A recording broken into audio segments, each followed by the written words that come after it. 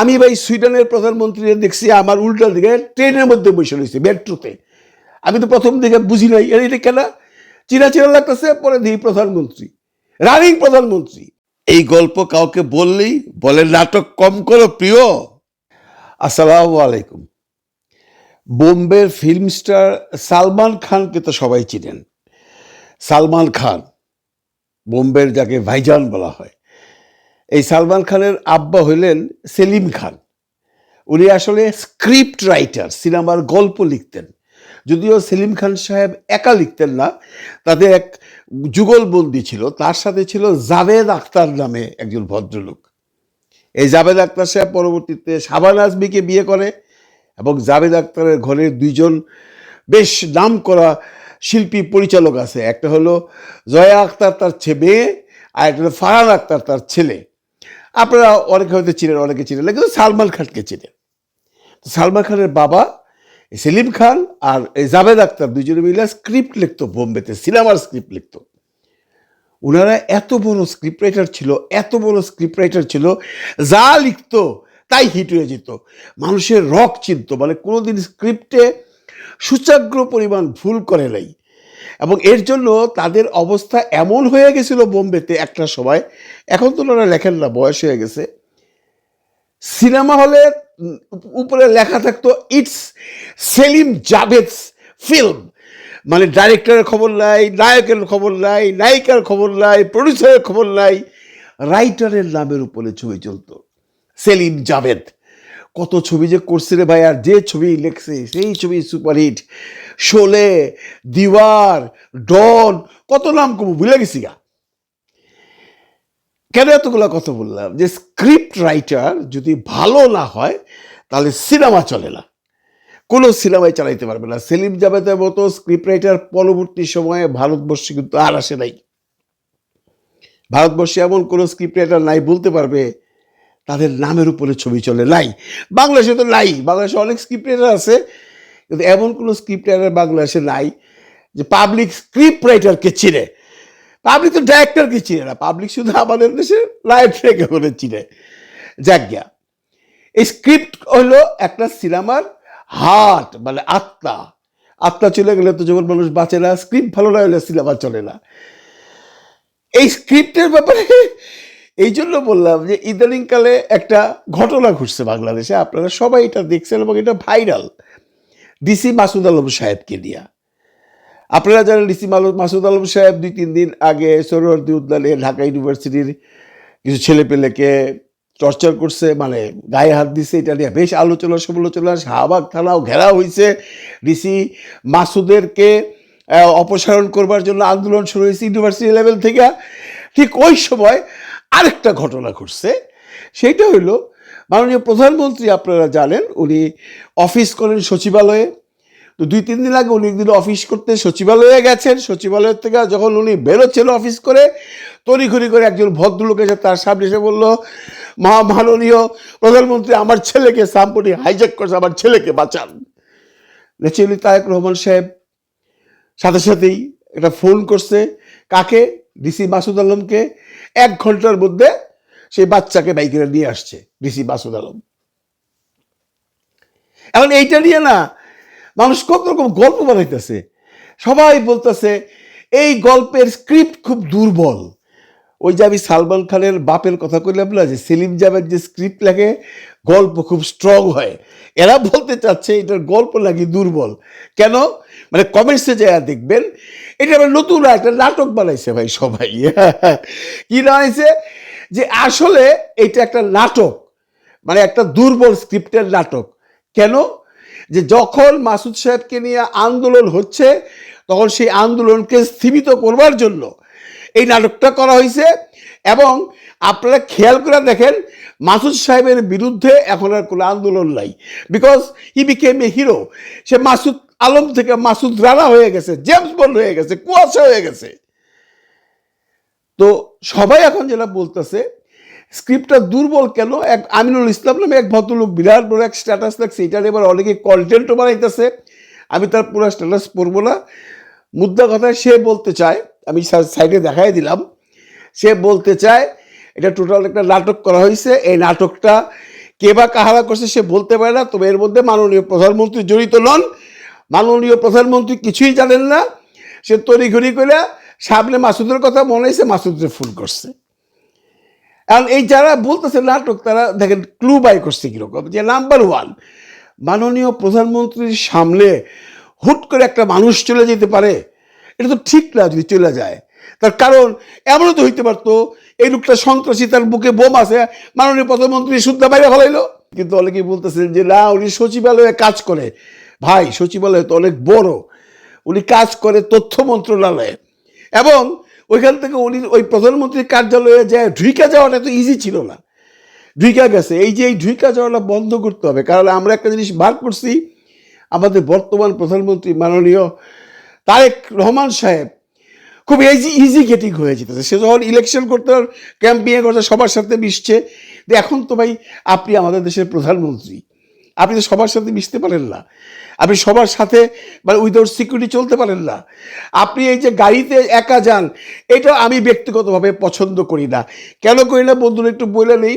এই যে প্রধানমন্ত্রী যাচ্ছে সচিবালয়ে, জ্যামের মধ্যে বৈশা আছে, 1 ঘন্টা 1.5 ঘন্টা যদি জ্যামে বৈশা থাকে, পুরা দেশ তো থাইবা যায়।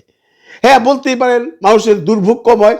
ভাই, আমি যাচ্ছি রাস্তায়, প্রধানমন্ত্রী যাইব থেকে আমি আধা ঘন্টার জন্য অফিসে গেলাম না, বা আমরা 50 জন অফিসে লেট করলাম, অফিসের একটু ক্ষতি হইলো, কিন্তু মাননীয় প্রধানমন্ত্রী যখন 2 ঘন্টা লেট হবে কোনো জায়গায়, পুরো দেশ 2 ঘন্টা লেট হয়ে গেল। প্রতিদিন 2 ঘন্টা করে হিসাব করেন, 365 দিনে কত ঘন্টা প্রধানমন্ত্রী রাস্তায় খাইতেছে। আমি পছন্দ করি, এটা আমার ব্যক্তিগত মতামত। অনেকেই পছন্দ করছেন, অনেকে এটা নিয়ে তাকে বাহাবাও দিচ্ছেন। যাক, আসল গল্পে আসি। তো এই যে মাননীয় প্রধানমন্ত্রীর সামনে যে কেউ একদম চলে গেলো, যে বইলা ফেলাইলো, আর মাননীয় প্রধানমন্ত্রী তখন ফোন করে ফেলাইলো মাসুদ সাহেবরে। কারণ নেটিজেনরা বলতেছে, যদি ঘটনা সত্য হয়ে থাকে তাহলে তো মাননীয় প্রধানমন্ত্রী তো মাসুদ সাহেবকে ফোন করবে না।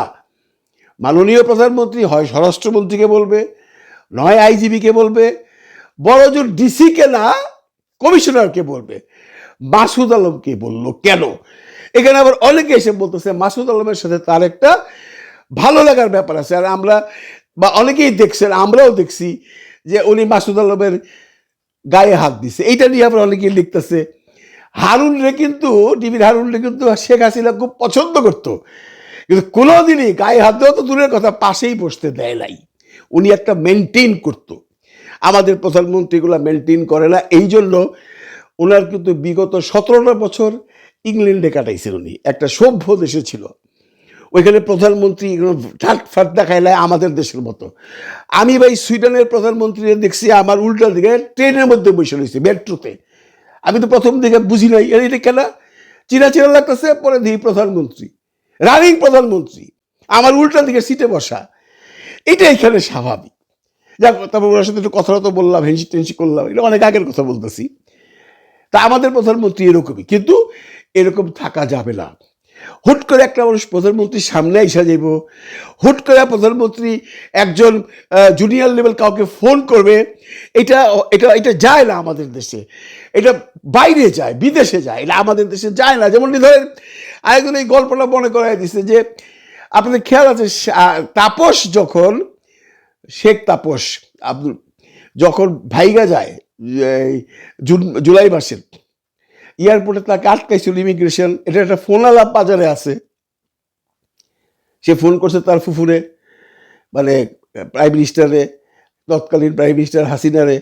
হাসিনা ফোন ধরে বলতেছে যে আমার এরকম আটকাইছে, আপনি একটু বলে দিবেন, বা তুমি একটু বলে দিবা, অফিসারকে দেবো। বলে না না, আমি ওকে বলবো কেন, আমি জায়গা মতো বলতেছি। উনি নিশ্চয়ই চিফ অফ এয়ারপোর্ট তারই বলছে, ওই অফিসারকে সে বলে নাই, কারণ পিএম তার পার্সোনালিটি রাখছে। আমরা এইটাই চাই, আমাদের পিএম যদি কোনো ব্যাপারে কেউ কোনো সাহায্য চায়, বা পিএম যদি মনে করেন যে আমার এখন এটা করা উচিত, তাহলে উনি জায়গা মতো বলবেন, উনি আপার লেভেলে কথা বলবেন। এইটা বলতেছে অনেক নেটিজনরা।